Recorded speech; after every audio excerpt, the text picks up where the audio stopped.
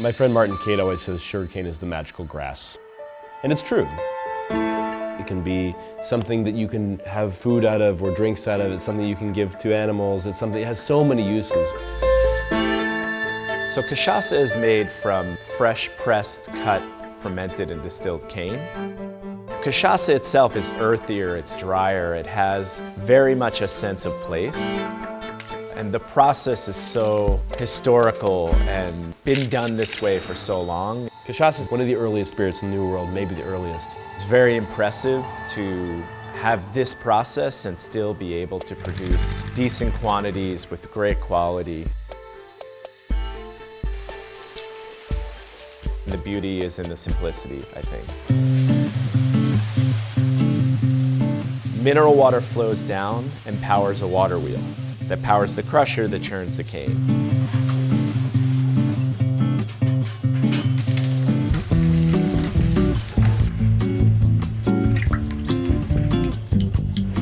There's a fermentation for 24 hours with airborne yeast, so ambient, naturally found yeast. The spent cane, the bagasse, fires the still, and the rest is gravity fed. So there's no electricity used in this process. And then there's a single distillation in an alembic pot still.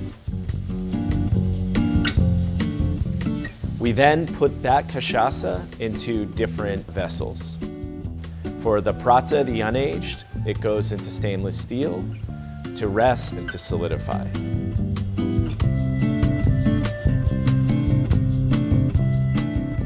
If you go to the area where Avua is made, it's in a massive forest with thousands and thousands of different species of plants.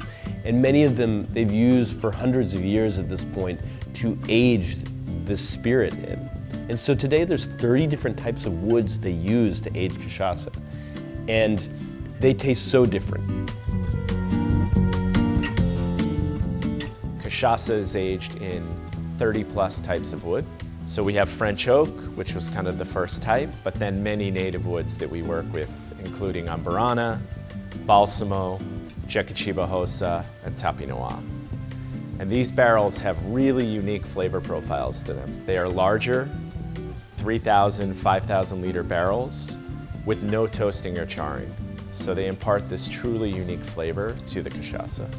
The woods give a sense of place, which is unique. Some of these trees, which make the barrels, which have the distillate, which go into someone's glass, have historically come from the farm where they produce Avua. So when you start to taste through these things, that to me is the magical world of cachaça.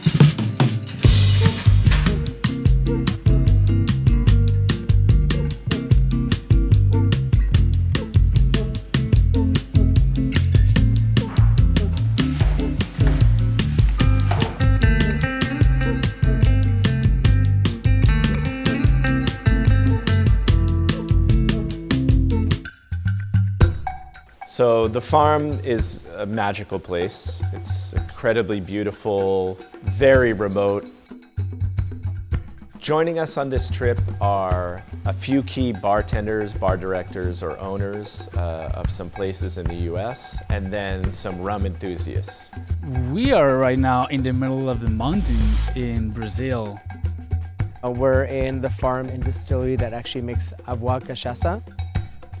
What's nice to see in a real proper artisanal cachaça setup is that techniques were created hundreds and hundreds of years ago that are actually just as smart and logical today. For example, just designing your distillery to take as much advantage of gravity as possible. Cane press on the highest level, fermentation on the next level down, distillation on the next level down, so that you're minimizing energy usage. Start by tasting it neat. Enjoy it because it really helps capture the essence of the raw material. It really captures the wonderful vibrancy and grassiness and fresh sweetness of sugarcane.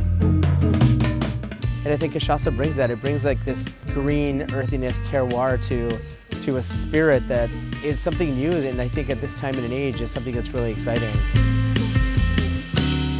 We really like to think about each mark as different. So the Prata versus the Amburana versus the Balsamo, they express themselves so differently in cocktails. I really like to have people try them in classic cocktails. A Prata with a Negroni is an unexpected but really interesting profile. Amburana in a Manhattan. Again, it works, but it plays differently. Balsamo in a Last Word or a gin-style cocktail. So our mission is encouraging people to think beyond this one drink that everyone knows, to start by playing with classics and go from there, and to really understand how it can perform. I definitely see the cachaça as a key component on cocktails when it comes to complexity, depth, and all different notes. Also in exploring all the different notes, like the Amburana is probably one of the products that we use the most. It's this indigenous wood from Brazil that has almost like a dusty, cinnamony, slightly vanilla quality to it. It's almost like a cocktail in a glass. And getting that experience as if you're on the farm in Carmo in Rio de Janeiro, like just eating a piece of cane. And that's something that, yeah, you might be sitting in New York, you might be sitting in Chicago, you might be sitting in Mitte in Berlin, and you're gonna have the same experience. This magic grass in one little dose. And help express what this little slice of Brazilianness, of Brasilidade for the world.